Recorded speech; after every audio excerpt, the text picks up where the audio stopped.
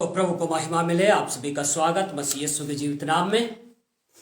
और इस समय हम परमेश्वर के वचन में चलेंगे प्रियो। और परमेश्वर के वचन में मेरे साथ आप निकालें दूसरा कुरिन्थियों की पुस्तक और उसके 5वां अध्याय और उसका 17 पद। बहुत ही जाना पहचाना पद है जिसको अभी भी मैं बोल रहा था। दूसरा कुरिन्थियों 5वां अध्याय और उसका 17 पद। नए नियम की पुस्तक है 249 पेज नंबर पर। और यहां पे ऐसा लिखा हुआ है, कहता है इसलिए यदि कोई मसीह में है तो वह नई सृष्टि है।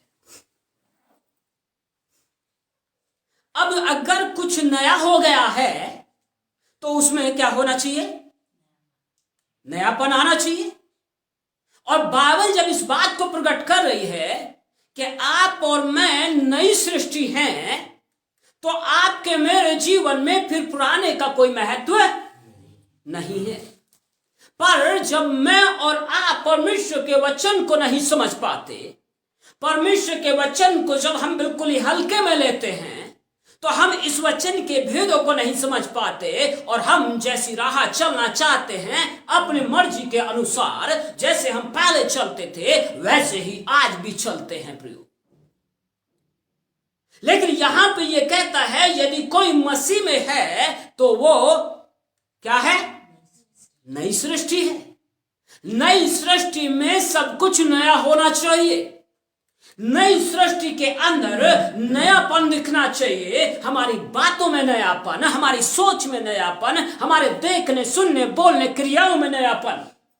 पर जब भी हम अपने आप को देखते हैं, आज हम कलीसियाओं की तरफ देखते हैं, फिर भी उनके जीवन के अंदर वो नयापन कहीं दिखाई नहीं देता है। नएपन में नयापन है, पुराने के साथ ये मैच नहीं करता। लेकिन जब भी हम नया करने की कोशिश करते हैं या इस नए में चलने की कोशिश करते हैं, लेकिन पुराने को साथ लेके चलते हैं, तो प्रियो कोई भी नए कपड़े पे, पुराने कपड़े का यदि कहीं से नया कपड़ा फट जाए तो पुराने कपड़े को उस पर लगाएंगे क्या? क्यों? क्योंकि नए को वो क्या करेगा? और फाड़ देगा और नया और पुराना दोनों क्या हो जाएंगे? नाश हो जाएंगे। इसलिए परमेश्वर के वचन में याकूब की पत्री कहती है, क्या एक ही मुंह से श्राप और एक ही मुंह से आशीष निकल सकती है? नहीं निकल सकती। एक ही सोते से खारा और मीठा दोनों पानी नहीं निकला करते प्रियो। यदि आप नए हैं तो आपके अंदर नया ही निकलना चाहिए। पर जब पुराना इसके साथ साथ चल रहा है तो आपको संभलने की जरूरत है कि कहीं मैं नाश ना हो जाऊं। और कलीसियाओं का गिरना या लोगों का आज गिरना यही सबसे मेन कारण है, क्योंकि उन्होंने अपने नए को नहीं पहचाना। लेकिन परमेश्वर का वचन कहता है कि जब हम नए हो गए हैं, और रोमियो की पत्री कहती है कि तुम्हारी बुद्धि के नए हो जाने से तुम्हारा चाल चलन भी क्या हो जाए? बदलता चला जाए। पर हमारे चाल चलन वही हैं। अगर हमें किसी को गिराना है तो गिराना ही है। ये तो पुराना चाल चलन है। ठीक है, तू मैं हो जाती है किसी बात पे, लेकिन उसको गिराने का हमारा इरादा नहीं होता।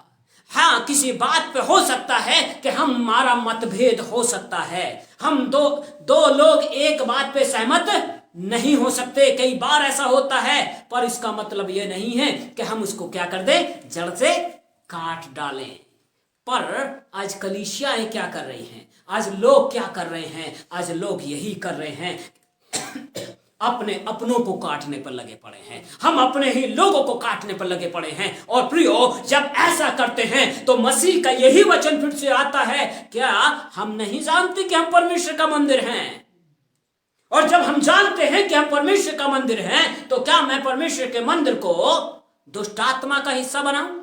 क्या मैं परमेश्वर के मंदिर को, जब जिसमें से मीठा पानी निकलना चाहिए, उसको मैं खारे पानी का सोता बना दूं? लेकिन हम कर रहे हैं, लेकिन हमारी जिंदगी ऐसा कर रही है। और जब ऐसा कर रही हैं, तो प्रियो, ऐसा मनुष्य क्या करे? उसको और सतर्क होने की जरूरत है, क्योंकि ऐसा तो क्या होगा, वो कब नाश हो जाएगा उसको पता भी नहीं पड़ेगा। आज मेरे और आपके जीवन कहां पे है, ये तो कहता है। इसलिए यदि कोई मसीह में है तो वो क्या है? नई सृष्टि है। जब नई सृष्टि है तो आगे क्या लिखा है? पढ़ो जरा जोर से कोई भी। इसलिए यदि कोई मसीह में है तो वह नई सृष्टि है। हाँ, पुरानी बातें बीत गई हैं। पुरानी बातें बीत गई हैं। स्पेसिफिक लिखा हुआ है बातें, वहां कुछ और नहीं दिया गया है, लेकिन बातों के विषय में कहता है। हमारे सबके पास बातें बहुत हैं, पर बातें कौन सी हैं? पुरानी है कि नई है? नए में नएपन है, नए में जो है हर एक चीजें नई आती हैं, लेकिन हमारे पास तो बातें भी पुरानी हैं। अगर हमारे पास बातें पुरानी हैं प्रियो, तो फिर नए में कैसे बढ़ेंगे? फिर नया कहां से दिखेगा? अगर हमारी सोच पुरानी है तो हमारे अंदर नई सोच पनप नहीं सकती। नए के लिए जरूरी है नया सोचना, नए के लिए जरूरी है नया बढ़ना, नए के लिए जरूरी है नई राहों को पहचान लेना और उसमें आगे बढ़ते चले जाना। पर हमारे जीवन कैसे चल रहे हैं आज?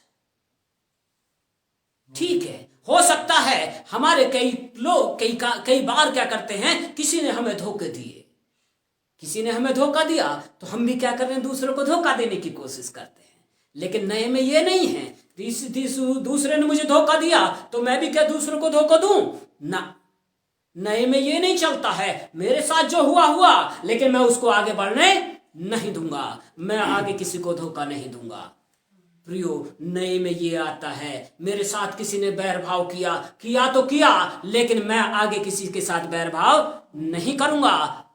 लेकिन हाँ, अगर कोई जबरदस्ती करने के लिए तैयार है तो हाथ जोड़ो और पीछे हट जाओ। इसके लिए ये नहीं कहता कि जबरदस्ती जाकर के करो, क्योंकि जितनी बार करोगे उतनी बार वही बातें उखड़ेंगी और फिर आपके अंदर वही पुराना स्वभाव जागृत होगा। इससे अच्छा है भैया दूर रहना और प्रेम रखना ज्यादा भला है, ज्यादा अच्छा है। बनस्पति के गले मिले रहो और एक दूसरे को काटते रहो।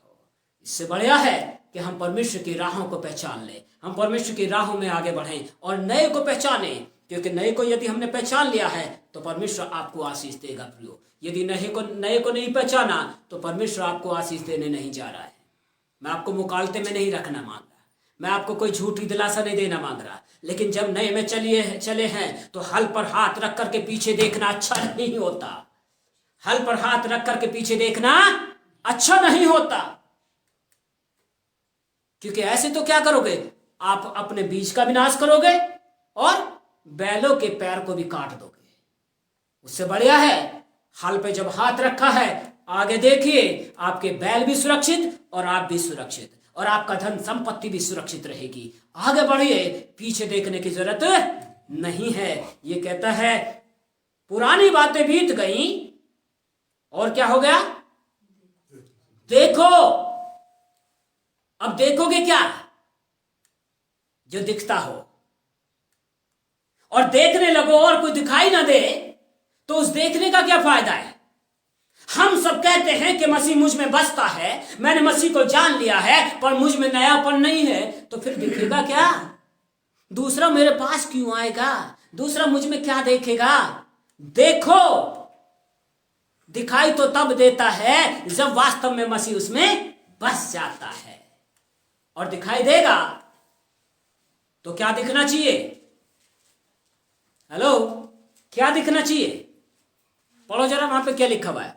देखो, सब बातें नई हो गई है। सब बातें नई हो गई हैं, एक भी पुरानी नहीं रही। सब बातें नई हो गई हैं और नए का मतलब नया ही होता है प्रियो, पुराना नहीं होता। आपके स्वभाव के अंदर जब नयापन आना शुरू हुआ है, उसमें बढ़ते जाएं और उसमें बढ़ते जाएं, उसमें बढ़ते जाएं, क्योंकि नए में बढ़ने में ही आशीषें हैं। पीछे मुड़ करके देखने में आशीषें नहीं है, नुकसान होगा। एक दूसरे को उन्हीं चालों से काटने से नुकसान होगा, एक दूसरे को फाड़ खाने से नुकसान होगा। उससे बढ़िया है चुपचाप आगे की ओर बढ़ते चले जाओ और आशीषों को प्राप्त करते चले जाओ। यही नयापन है, यही नयापन है विचारों में, यही नयापन है आपके देखने में। कईयों का देखने का नजरिया ही नहीं बदल पाता है। लेकिन अगर आपका नजरिया नहीं बदल रहा है, नयापन नहीं आ रहा है, तो फिर आपको जब आप थोड़े में आज विश्वास योग्य नहीं है तो आपको ज्यादा कौन देगा। तो थोड़े में विश्वास योग्य रहें, जो कुछ आपके पास है उसमें संतुष्ट होना सीखिए। जब आप उसमें संतुष्ट नहीं हैं, आपको बात ज्यादा भी मिलने नहीं जा रहा है, क्योंकि ये मैं नहीं कह रहा, ये परमेश्वर का वचन कह रहा है। मेरे साथ आप निकालें, याकूब की पत्री में चलें हम जरा। कई लोग नयापन नहीं लाते और वही पुराने के साथ आगे बढ़ते हैं। याकूब की पत्री और उसका पहला अध्याय 318 नंबर पेज पे, और उसका पहला अध्याय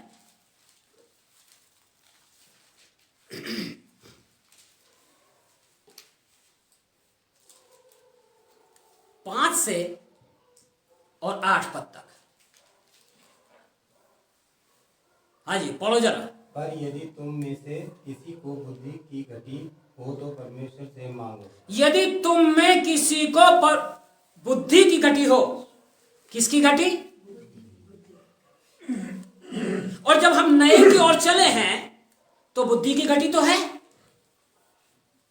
नया ऐसा तो नहीं है कि पुराना निकाला और तुरंत पूरा पूरा नया भर दिया गया, क्योंकि रोमियो की पत्री में लिखा हुआ कहता है हम अंश अंश करके मसीह में बढ़ते जाते हैं। तो नयापन एकदम नहीं आता है, लेकिन पुराना निकलता जाता है और नया भरता जाता है। पर कब? जब आप परमेश्वर के वचन में मन लगाओगे, जब आप भला करने के लिए आगे तत्पर रहोगे, जब आप सही चाल चलन के साथ आगे बढ़ोगे, तब ऐसे नहीं आएगा वो। नया भरने के लिए जरूरी है नए की ओर अग्रसर होना, नए की ओर बढ़ते जाना। और ये कहता है यदि किसी में जो है, तुम में से किसी को बुद्धि की घटी हो तो किससे मांगे? लेकिन लोग परमेश्वर के पास नहीं जाते। लोग क्या आते? ठीक है, कुछ बातें हो रही हैं जीवन में, पर मैं उनको समझ नहीं पा रहा हूं, तो मैं किसके पास जाऊं? ये कहता है परमेश्वर से मांगे, लेकिन मैं किसके पास जा रहा हूं?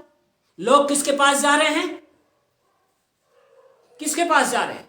चलिए, यशायाह की पुस्तक, मैं आपको थोड़ा सा आज जो है कुछ चीजों को सही करना चाहता हूं। परमेश्वर हमारी जिंदगी को आज थोड़ा सा बहाली में लेके चलना चाहता है।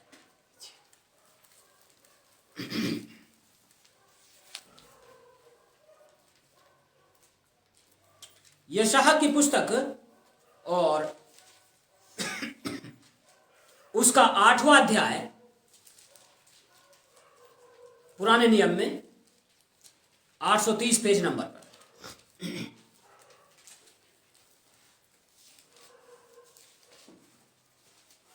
और यहां पे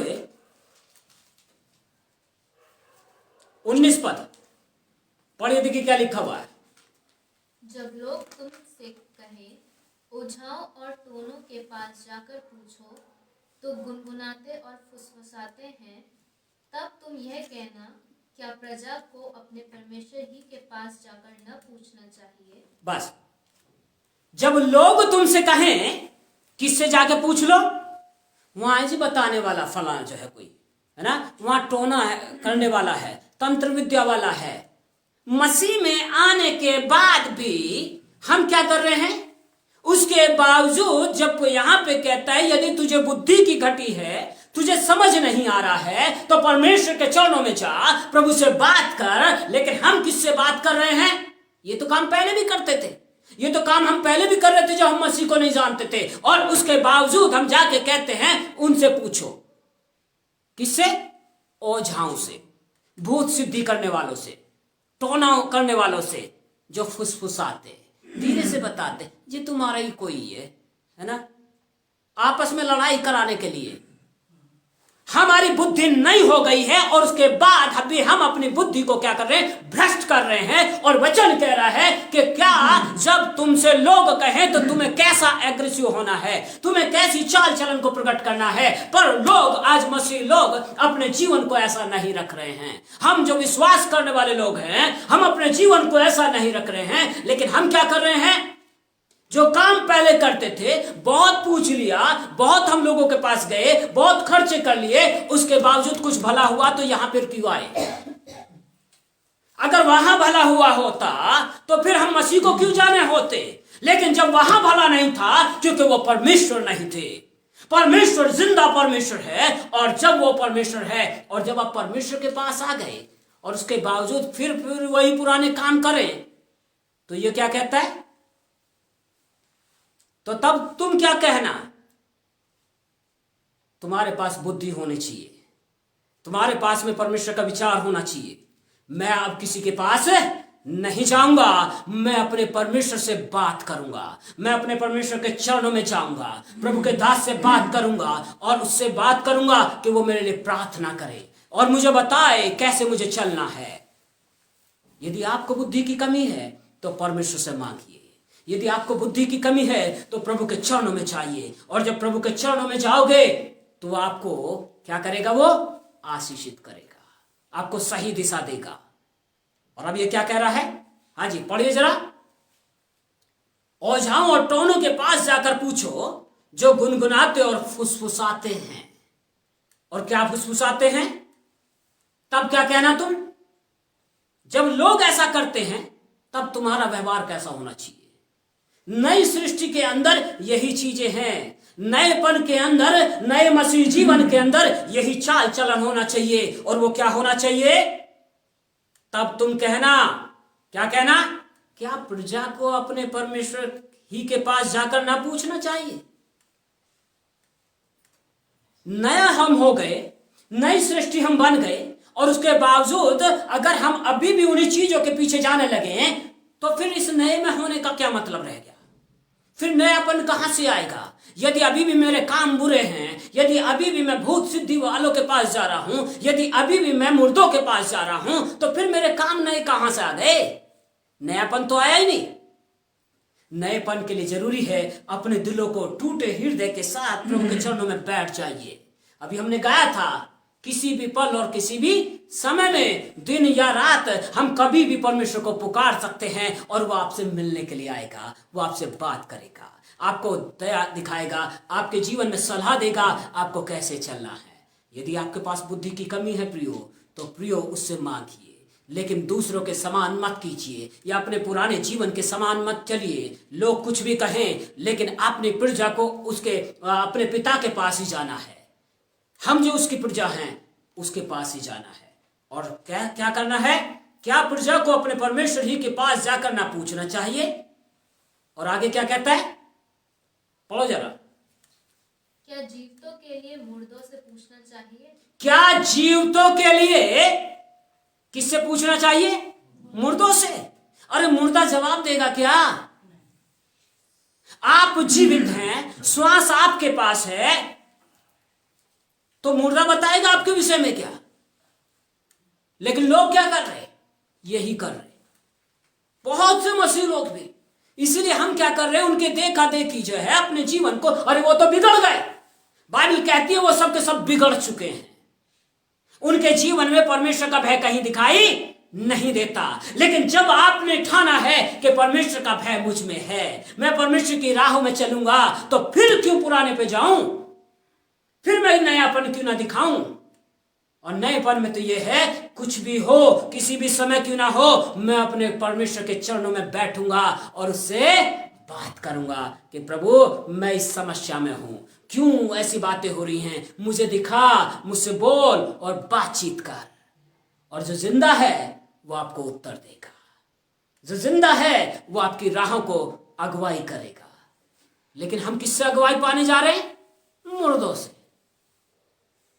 अंधा, यीशु ने कहा, अंधा अगर अंधे को मार्ग दिखाए तो कहां जाएंगे?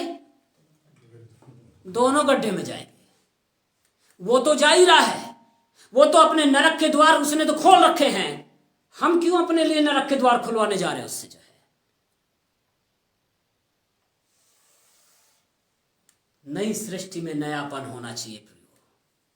और यदि आपके अंदर नयापन नहीं है अभी तक भी, यदि आप नए की ओर नहीं बढ़ रहे हैं, तो पुराने में जितना आप रहोगे, ना आप नए के हो पाओगे और ना पुराने के रह पाओगे। इस मंच से खड़े होकर के अच्छा तो नहीं लगता ऐसे शब्द इस्तेमाल करने, लेकिन एक शब्द जो हम सब के सब सुनते हैं, धोबी का कुत्ता, पर मेरे लिए यहां से कहना अच्छा नहीं है। पर मैं आपको बताऊं, चलिए वापसी याकूब में आ जाए। वापसी याकूब की पत्री में चले, वहीं पे जहां पे हम पढ़ रहे थे। जी अब पढ़िए जरा जरा।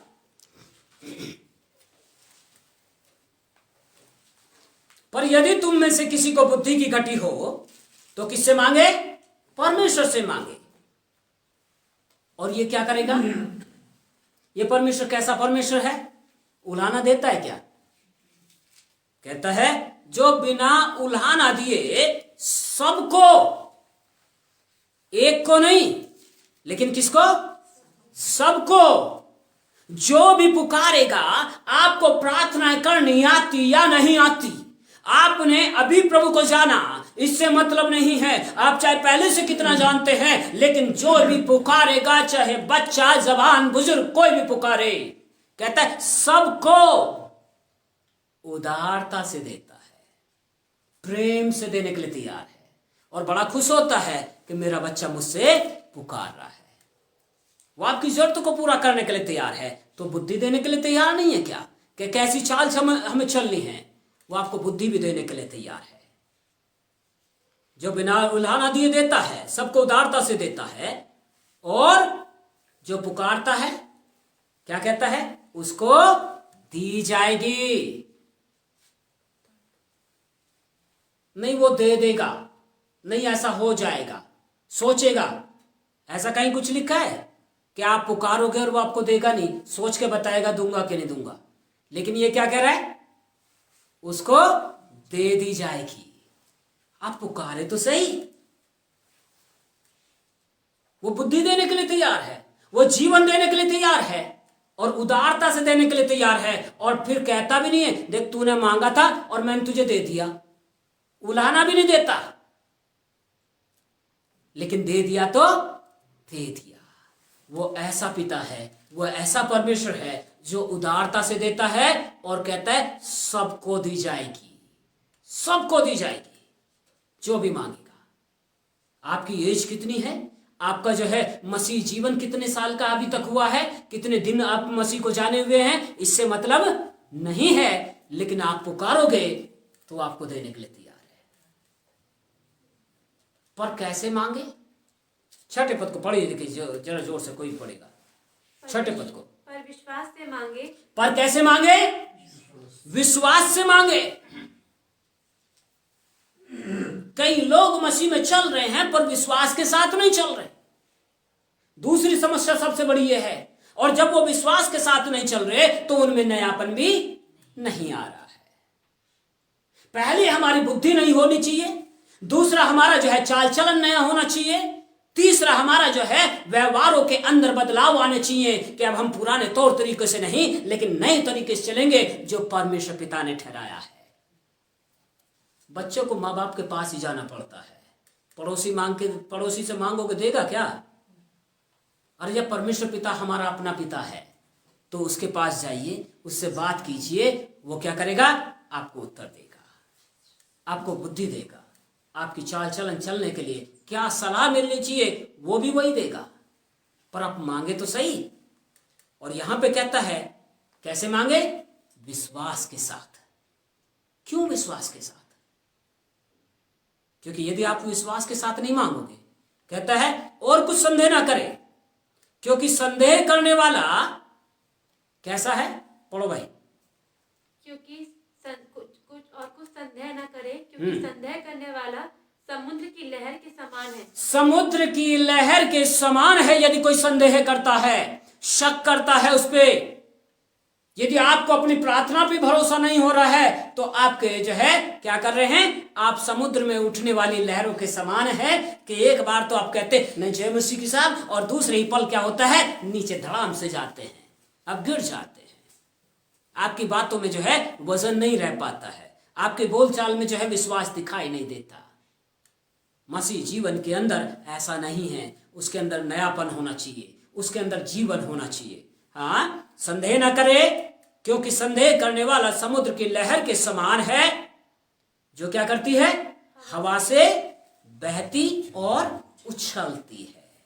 सो हम उछलने वाले नहीं हैं, बिल्कुल एक से परमेश्वर में आगे बढ़ने वाले लोग हैं। विश्वास में धीरज के साथ बढ़ना पड़ता है। कई लोगों में किसी बात को लेकर के धीरज ही नहीं होता, वो धैर्य ही नहीं रखना चाहते, बस अब भी हो जाए, फूंक मारो और काम हो जाए। लेकिन कई बार परमेश्वर लोगों के जीवनों को बदलना चाहता है। कोई बीमारी थी, चली गई, अच्छा हो गया। कोई दुष्टात्मा थी, चली गई, अच्छा हो गया। पर कभी कभी हम किसी बात के लिए प्रार्थना करते हैं और उसका उत्तर नहीं मिलता। क्यों? उसका कारण यही है कि परमेश्वर चाहता है कि हम अपने चाल चलन को बदल लें, हम अपने व्यवहारों को बदल लें, हम किसी न किसी ऐसे काम को करें जो परमेश्वर को और लोगों की नजरों में भला हो।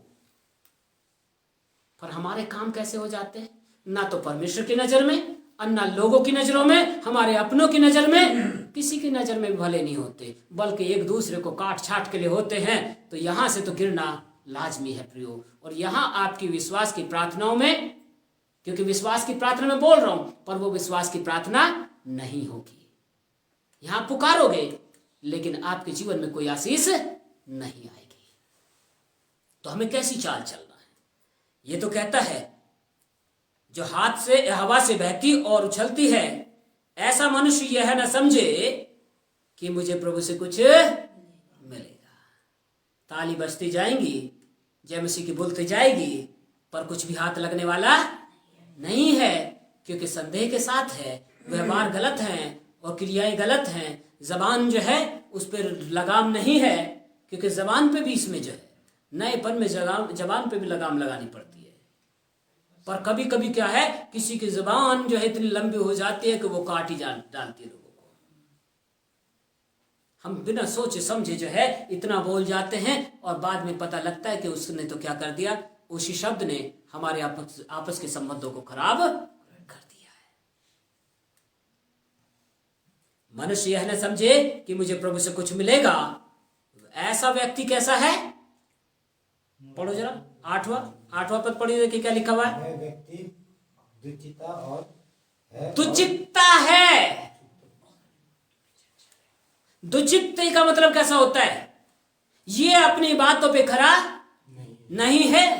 ये लोटा होता है ना बिन पैंदी का, तो वो क्या करता है, एक जगह टिकता है क्या?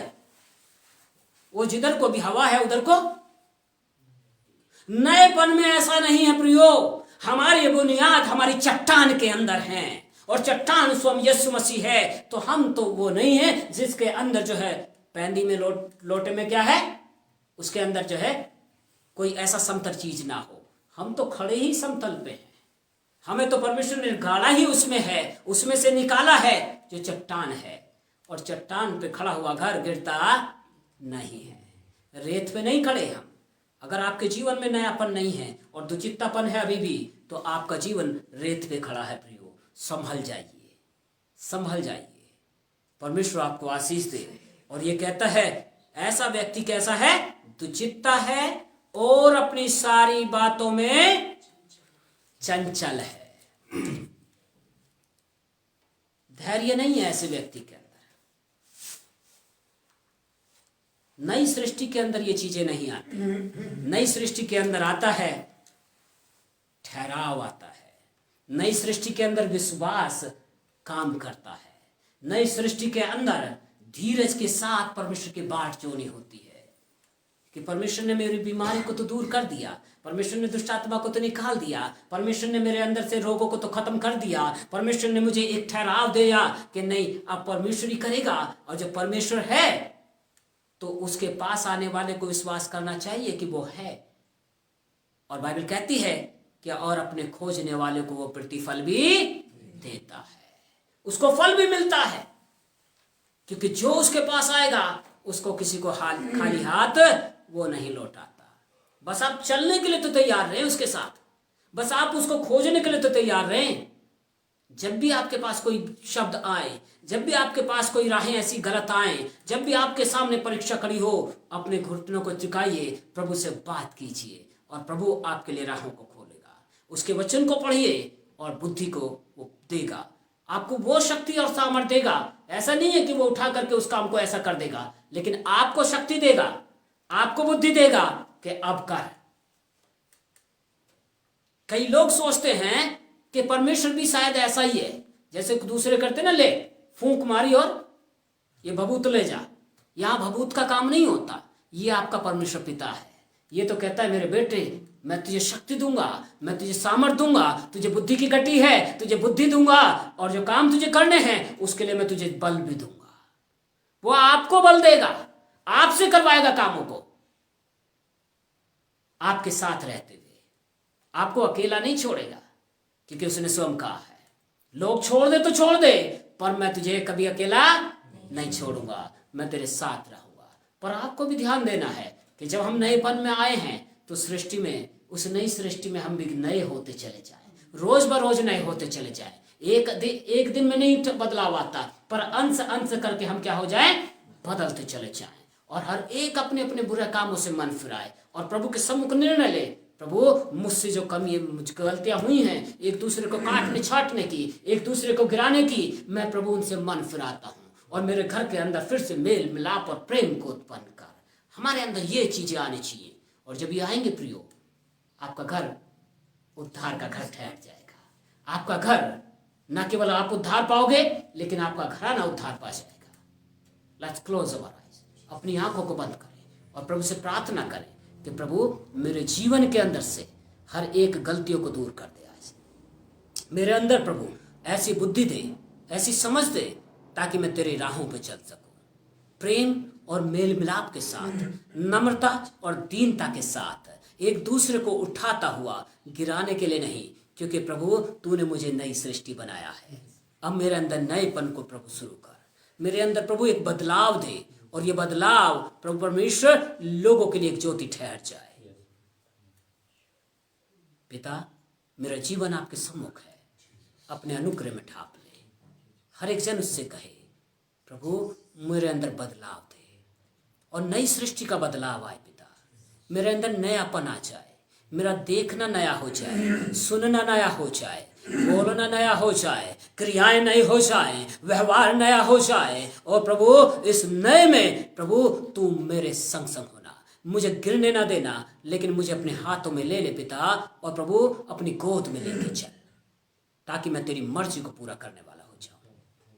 अब तेरा महिमा का बादल हम में से हर एक के जीवन पर ठहराव हो जाए पिता, वो ठहर जाए प्रभु जी। जो प्रभु यहाँ पे बैठे हैं, एक एक जीवन के ऊपर, मेरे जीवन के ऊपर, मेरे घराने और इस कलीसिया के एक एक लोगों के ऊपर प्रभु जी वो ठहराव आ जाए पिता।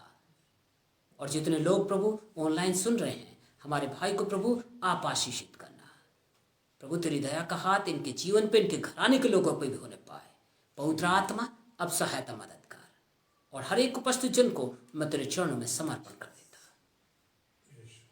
धन्यवाद प्रभु प्रार्थना सुनने के लिए, और इसे अपेक्षा और आशा के साथ प्रभु कि हम सबके अंदर पवित्र आत्मा आप काम कर रहे हैं, ताकि हम नए बनते चले जाएं, और कलीसिया के अंदर उद्धार और उसकी रोशनी और उसके सामर्थ्य के काम प्रकट होते चले जाएं। पिता तुझको महिमा मिले मेरे यीशु।